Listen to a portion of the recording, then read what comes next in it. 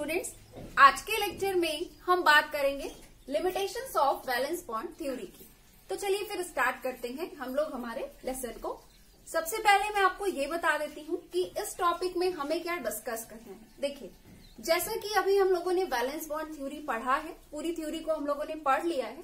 तो अब हमें क्या करना है, अब हमें इस पर्टिकुलर टॉपिक के अंडर में यानी कि लिमिटेशंस के अंडर पे ये डिस्कस करना है कि वैलेंस बॉन्ड थ्योरी में क्या क्या कमियां रह गई हैं, क्या क्या शॉर्टकमिंग्स रह गई हैं वैलेंस बॉन्ड थ्योरी में।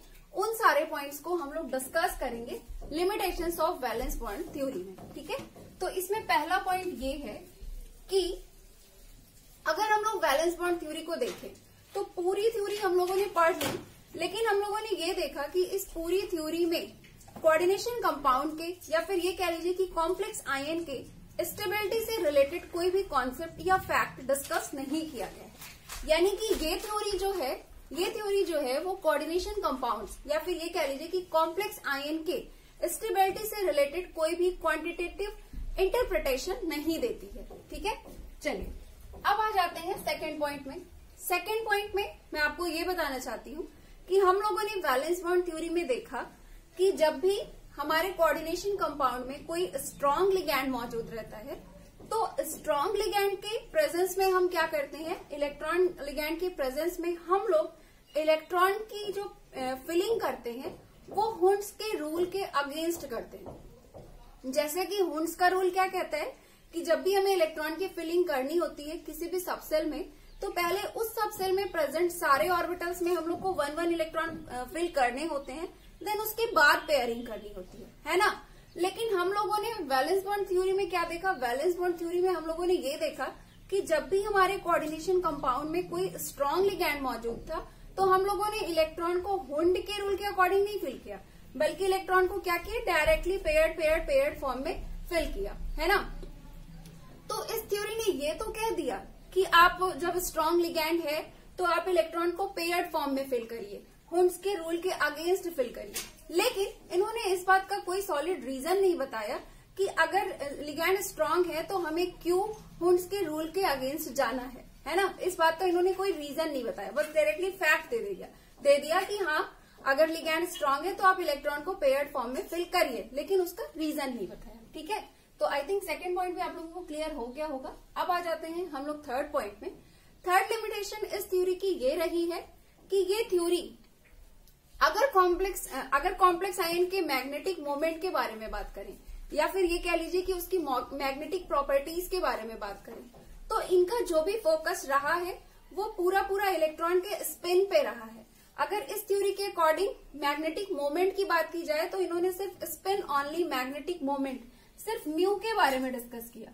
इन्होंने इलेक्ट्रॉन के ऑर्बिटल मोशन को लेकर के कोई भी बात नहीं कही।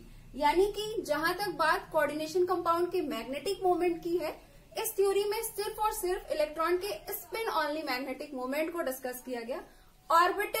ऑर्बिटल मोशन का इन्होंने कोई भी कॉन्ट्रीब्यूशन नहीं रखा है, यानी कि इन्होंने ऑर्बिटल मोशन की कोई बात ही नहीं की है। ठीक है, तो ये क्या है, ये इस थ्योरी की तीसरी शॉर्टकमिंग है। चलिए ठीक है, अब आते हैं नेक्स्ट पॉइंट में। नेक्स्ट पॉइंट ये है कि इस थ्योरी में कोऑर्डिनेशन कंपाउंड कलर प्रॉपर्टी भी शो करते हैं। इस बात को लेकर के कोई भी डिस्कशन नहीं किया गया है, कलर प्रॉपर्टी से रिलेटेड पूरी थ्योरी में कोई भी बात नहीं कही गई है। तो ये भी क्या हो गई, ये भी इस थ्योरी की एक शॉर्टकमिंग हो गई कि इस थ्योरी में कोऑर्डिनेशन कंपाउंड की कलर प्रॉपर्टी से रिलेटेड कोई भी डिस्कशन नहीं। नेक्स्ट और लास्ट पॉइंट आपका ये है कि वैलेंस बॉन्ड थ्योरी में स्ट्रॉन्ग लिगैंड और वीक लिगैंड की बात तो की गई है कि स्ट्रॉन्ग लिगैंड है तो आपको इलेक्ट्रॉन को पेयर्ड फॉर्म में फिल करना है, वीक लिगैंड है तो आपको इलेक्ट्रॉन को हुंड के रूल के अकॉर्डिंग फिल करना है, इसकी बात तो की गई है।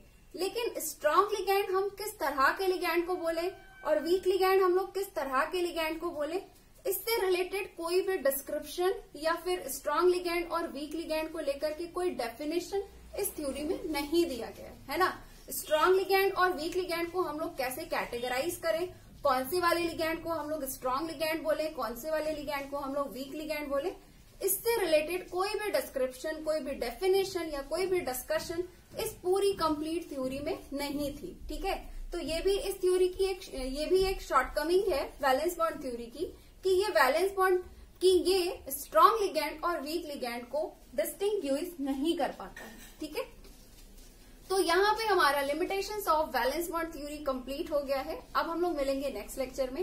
Have a nice day, thank you so much.